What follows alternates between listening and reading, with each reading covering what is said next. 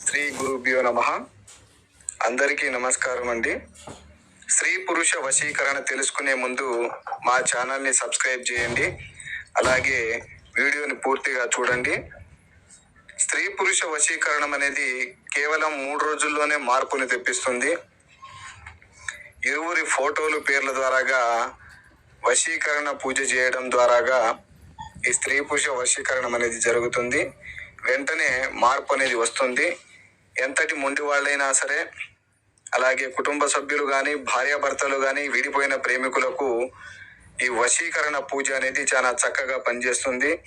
వశీకరణం చేసిన 3వ రోజు నుంచి వాళ్ళు మన మాట వినడం, మనం చెప్పినట్టు నడుచుకోవడం కూడా జరుగుతుంది.